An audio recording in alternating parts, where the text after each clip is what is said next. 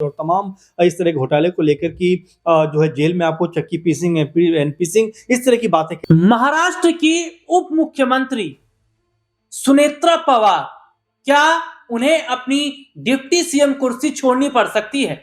क्या महाराष्ट्र की deputy CM Sunetra Pawar पर गिरफ्तारी की तलवार भी लटक रही है? आखिरकार क्यों तमाम सवाल महाराष्ट्र की डिप्टी सीएम सुनेत्रा पवार को लेकर खड़े हो रहे हैं?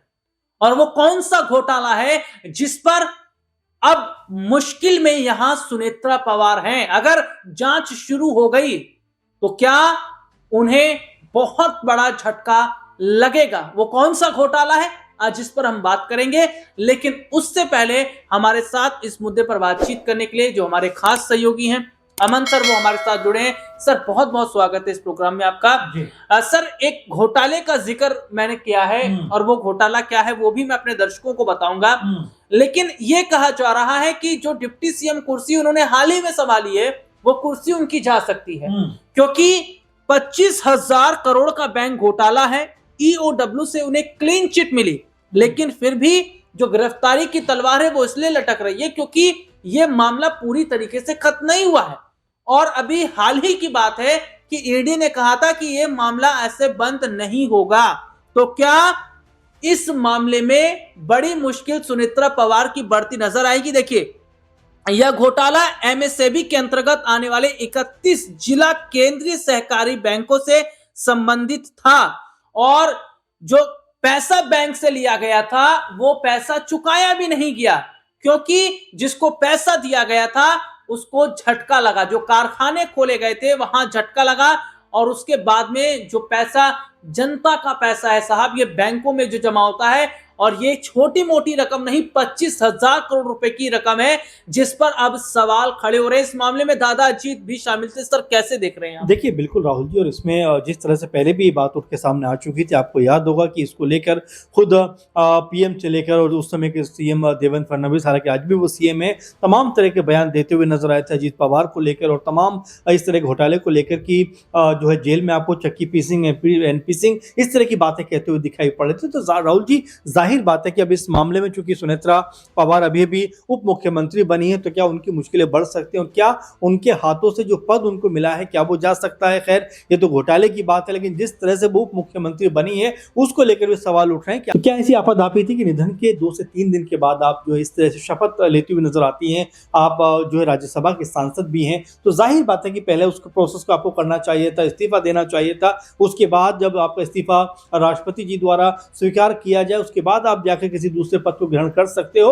और इस तरह की बातें भी कही जा रही हैं कि जल्दबाजी में कहीं ना कहीं सुनेत्रा पवार से चूक हुई है। इसके अलावा आप देखिए, एक बात और भी निकल कर राहुल जी सामने आ रही है। कुछ लोग ये भी कहते हुए दिखाई पड़ रहे हैं कि देखिए, संवैधानिक रूप से जो उप मुख्यमंत्री का जो पद होता है वो संवैधानिक रूप से नहीं है, कहीं भी जो है वो स्टेबल नहीं है। तो ऐसे में उस नाते आपको शपथ लेना अपने आप में अटपटा लगता है, क्योंकि आप किसी भी विभाग का या किसी मंत्रालय की शपथ लेते हुए नजर आते हैं। मसलन आप गृह मंत्री हो सकते हैं, आप वित्त मंत्री हो सकते हैं, आप जो है और तमाम जो मंत्रालय है उसके मंत्री हो सकते हैं, उसके तहत आप उप मुख्यमंत्री बनाए जा सकते हैं, यानी कि उसका कोई संवैधानिक जो स्थान है वो नहीं है। तो ऐसे में ये लोग ये भी कह रहे हैं कि भाई हो सकता है इस वजह से भी उनको उनका पद गंवाना पड़े।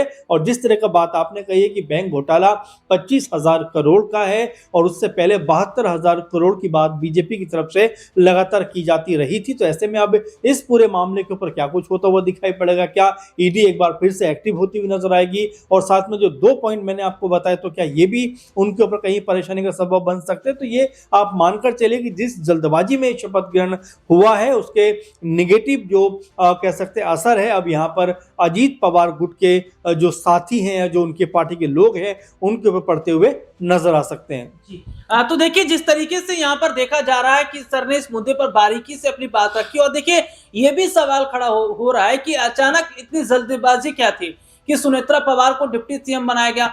और तो और यहाँ पर यह भी देखा जा रहा है कि जिस घोटाले का जिक्र हो रहा है उस घोटाले में दादा अजीत तो शामिल थे और भी पार्टी के बहुत सारे लोग थे जो इस घोटाले में शामिल थे। उन पर भी गिरफ्तारी की तलवार जो है, उन पर भी जांच की जो बात है वो निकलकर सामने आ रही है। लेकिन इस बीच ये भी सुनिएगा, जो बड़ा खुलासा हम कर रहे हैं, और वो खुलासा ये है कि जो दादा अजीत हैं उनका जो निधन हुआ है, क्या उसके पीछे एक बड़ी साजिश है? क्या जो प्लेन क्रैश हुआ है वो ऐसे ही नहीं हुआ है? क्या इसे करवाया गया है? क्योंकि ये हम नहीं कह रहे, ये जो खुलासा हमने किया है ये इसलिए किया है क्योंकि संजय राउत, आपने नाम सुना होगा, शिवसेना यूबीटी के सांसद हैं, जिन्होंने खुद अभी हाल ही में संसद में भी इस मुद्दे पर एक बड़ा उन्होंने अपना बयान दिया था, स्पीच उन्होंने रखी थी। उन्होंने क्या कहा था कि जो दादा अजीत हैं उनकी जो मौत है वो रहस्यमय तरीके से हुई है, इसकी जांच होनी चाहिए। और उनसे पहले ये बात किसने कही?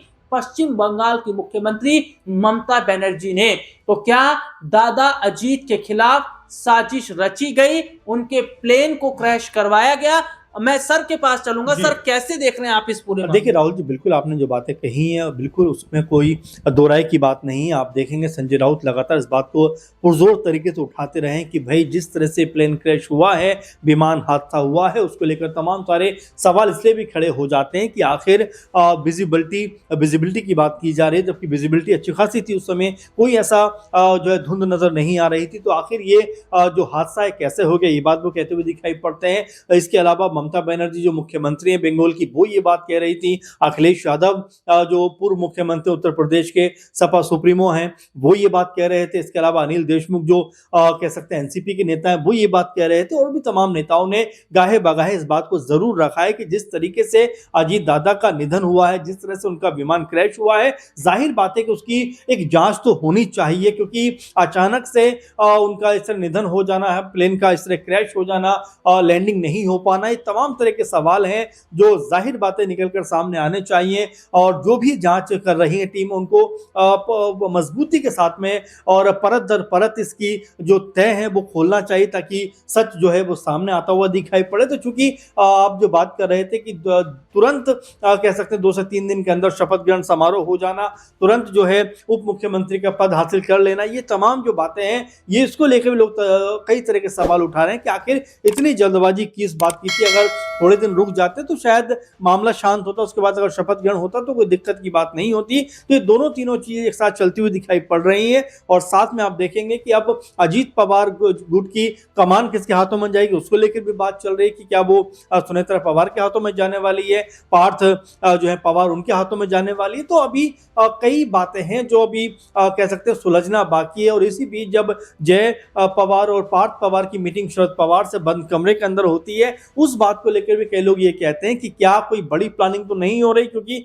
ये भी मुद्दा लगातार चर्चाओं में अभी भी बना हुआ है कि अजीत पवार गुट और एक तरीके से कह सकते हैं शरद पवार गुट यानी एनसीपी पूरी तरीके से एक होने का प्रयास कर रही थी। और ये शरद पवार ने कहा भी कि भाई मेरी जो बात हुई थी लास्ट, वो इसी बात को लेकर हुई थी कि जिस तरह निगम में हम लोगों ने चुनाव लड़ा है, आने वाले दिनों में हम पार्टी को भी एक करते हुए नजर आएंगे और एक करके मजबूती के साथ में आगे बढ़ेंगे। लेकिन यहाँ जिस तरह से ये बात कही जा रही, कोई बात नहीं हुई, कुछ नहीं हुआ, तो कहीं ना कहीं ऐसा लगता है कि शरद पवार भी इस बात से नाराज दिखाई पड़ते हैं। अब आने वाले दिनों में तमाम जो ये मुद्दे हैं, तमाम जो पहलू हैं, किस तरह से ये सुलझते हुए दिखाई देंगे, किस तरह से इस पर रुख निकल के लोगों का सामने आएगा, ये देखना मेरे ख्याल से महाराष्ट्र की राजनीति के लिए बेहद जरूरी होने वाला है। जी, तो देखिए जिस तरीके से यहाँ पर सर ने एक बात कही है विलय को लेकर, और एनसीपी के विलय को लेकर चर्चाएं इसलिए और ज्यादा शुरू हो गई है क्योंकि ये कहा जा रहा है कि ये दादा अजीत का सपना था